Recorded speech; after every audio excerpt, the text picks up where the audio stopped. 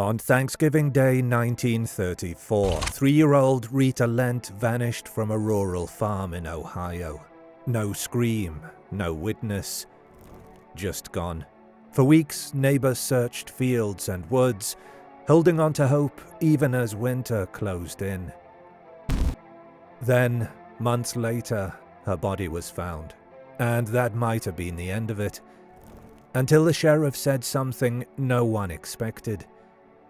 She hadn't been dead since November. He believed she'd been killed recently, and her body placed where it was discovered. That one claim, recent death, staged location, changed everything. Welcome to Bad Things. Join us as we examine the facts, retrace the event, and ask what most likely happened to Rita Lent.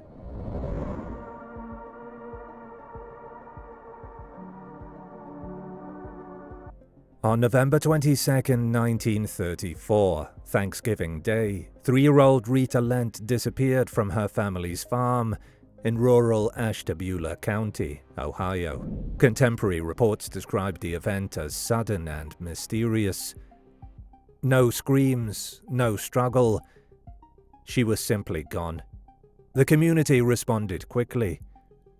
Neighbors and law enforcement began searching fields, woods, and outbuildings. But within days, the investigation took a turn inward. Olive Lent, Rita's mother, was taken into custody for questioning. A clipping from the Cornell Daily Sun noted, Mrs. Olive Lent, 34-year-old mother of 3-year-old Rita Lent, was held in the Ashtabula County Jail. Another figure entered the picture. Martin Quinn, a farmhand employed by the family. Period news photos and captions place him alongside Olive, signaling that both were treated as central to the investigation early on. Though the possibility of a child simply wandering off remained on the table, law enforcement began considering alternatives. Sheriff Jerry Benson launched what papers described as an extensive investigation, one that drew attention beyond Ohio. Still, no trace of Rita appeared. The case went quiet until February 1935. That month, a boy found a body on a nearby farm. It was badly decomposed, but matched Rita's description. Then came the sheriff's stunning statement. According to a widely cited excerpt, Benson declared that Rita had been slain only recently, and her body placed where it was found. He insisted she could not have been dead since November 22nd. If true, that meant the child had not died the day she vanished. Someone had hidden her or held her, and then deliberately returned the body months later. The sheriff ordered new arrests. Olive Lent and Martin Quinn were both taken into custody again. But the case quickly ran into scientific limits. A preliminary autopsy reported in the Anderson Daily Bulletin ruled out poisoning. Still, the cause of death could not be determined. One summary notes, since the coroner was unable to determine the cause of death, the investigation was dropped. No one was charged. The story faded. There was no trial, no resolution, just a quiet disappearance of a child, a body that surfaced months later, and a single claim that would shape the mystery forever. She didn't die when she went missing. She died later.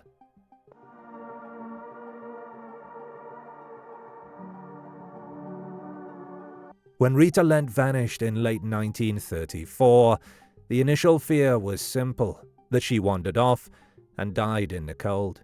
But when her body was found months later, and the sheriff said she hadn't been dead the whole time, the case broke open.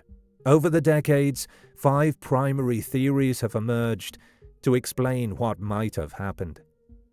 Number 1. The sheriff was wrong. This is the simplest theory, and in many similar cases, the most common. A child disappears, gets lost, and dies of exposure. But this version clashes directly with Sheriff Jerry Benson's public statement that Rita could not have been dead since November 22nd. If he was right, this theory collapses. If he was wrong, it remains plausible, but less likely. Number 2. She was abducted by an outsider and killed later. Some believe Rita was taken by someone outside the household, kept hidden, and later killed or left to die. This would explain the sheriff's use of the word placed when her body was found. But there's no known suspect, no reports of strangers, and no evidence connecting anyone outside the home to the case. Number 3. Someone inside the household was involved. Both Olive Lent and Martin Quinn were questioned early and rearrested after the body was found. That alone doesn't prove guilt, but it shows law enforcement believed the likeliest explanation was close to home. With no signs of a break-in, no outside suspects, and only household members having access, this theory has long remained central. Number 4. Forensic failure and investigative limits. According to this view, the case was never solved, not because of mystery, but because the science wasn't good enough. A decomposed child's body in 1935 couldn't provide a clear timeline or cause of death. The coroner couldn't determine what happened, and with no physical evidence or confession, the investigation stalled. Number 5. Paranormal or missing 411 speculation. In modern retellings, some have suggested strange or paranormal causes. Citing theories popularized by researcher David Paulides, who has spoken about unexplained child disappearances and pure DNA. But there's no evidence of anything supernatural in the original reporting, and even supporters admit this theory is mostly a response to the gaps in the case. None of these explanations fit perfectly, but only one matches the surviving facts, the official actions, and the most telling statement of all: that Rita didn't die the day she disappeared.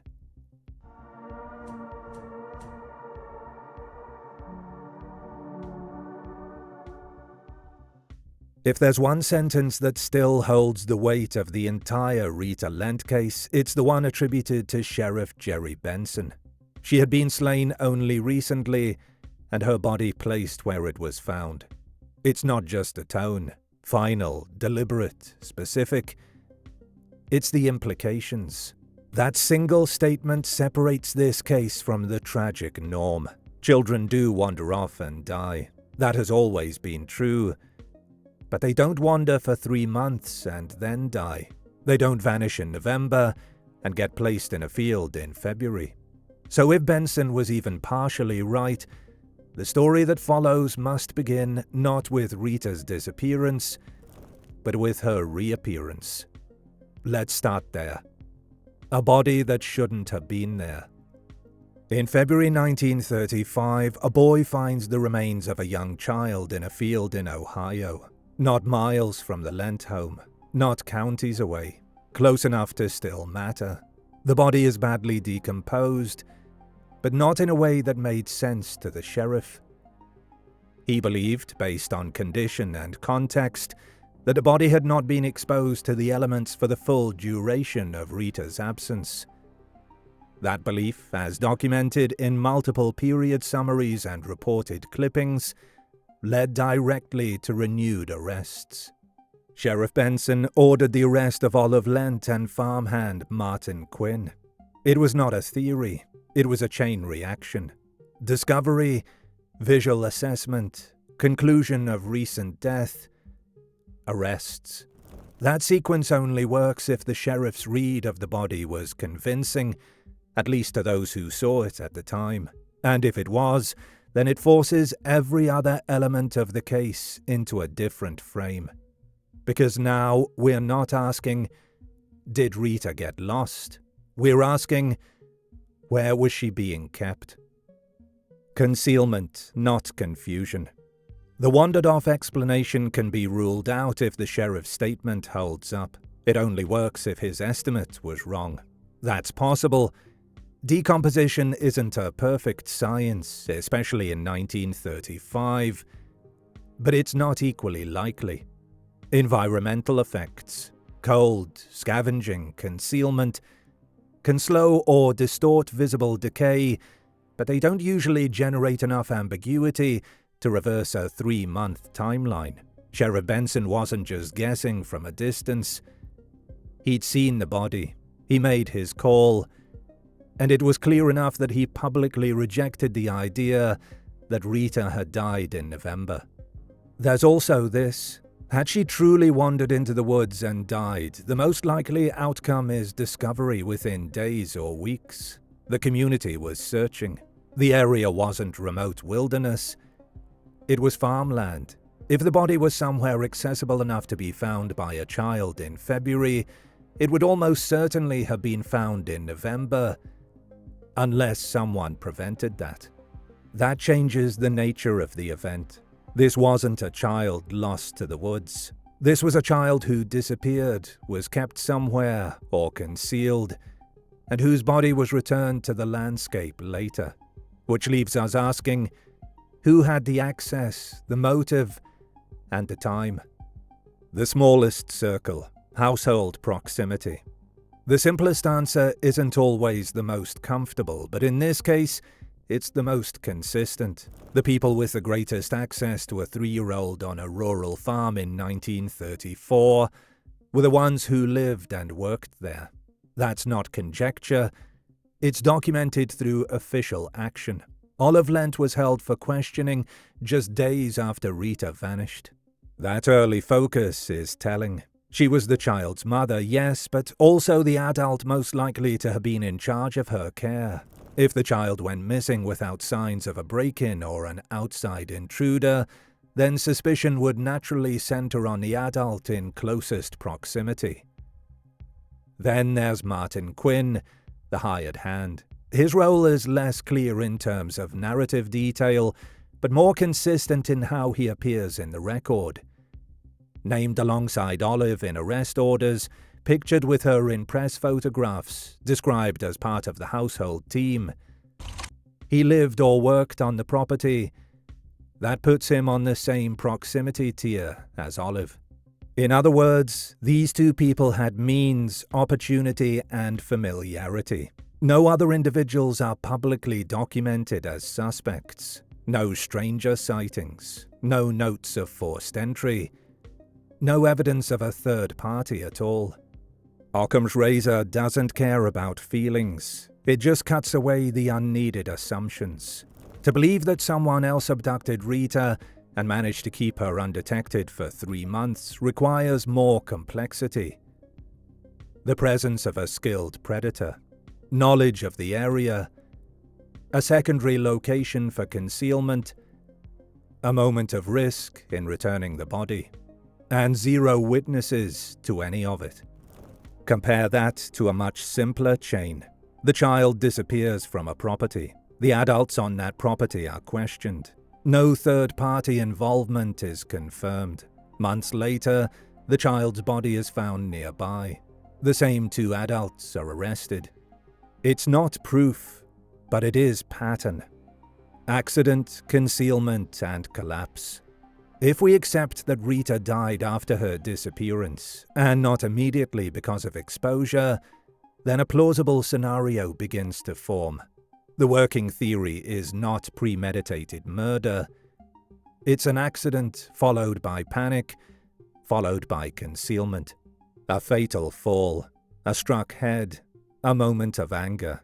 Something small that spiraled. The kind of event that, especially in the 1930s, might provoke not medical attention but fear.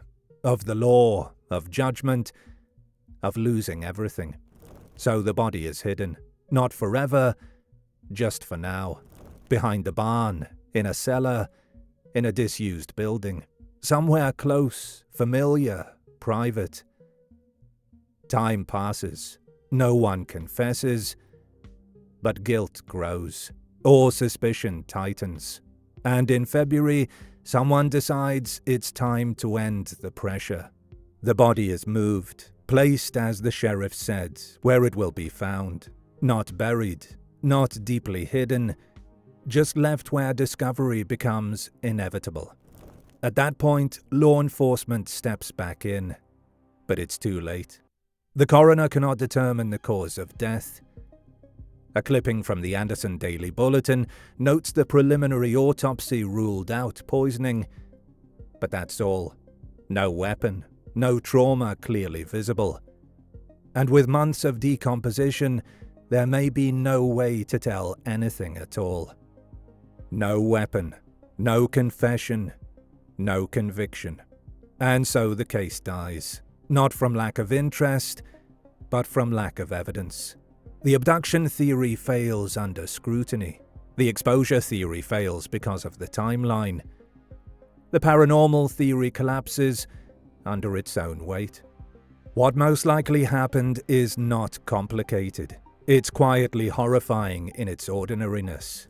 A child died, not in the woods, not in the hands of a stranger, but likely in the orbit of the adults closest to her. Whether it was an accident, a moment of violence, or a mistake that turned irreversible, the next decision, concealment, sealed everything. From that point on, the story was no longer about what happened to Rita. It was about whether anyone could prove it. They couldn't. The science wasn't there. The body had waited too long. The truth, even if it was known, couldn't be reconstructed in a courtroom. And so the system stopped. The case didn't close. It just fell quiet. Do you want to bring bad things with you wherever you go? Our episodes are now available as a podcast. Look us up on your favorite podcast app and listen to the most truth-seeking true crime podcast out there.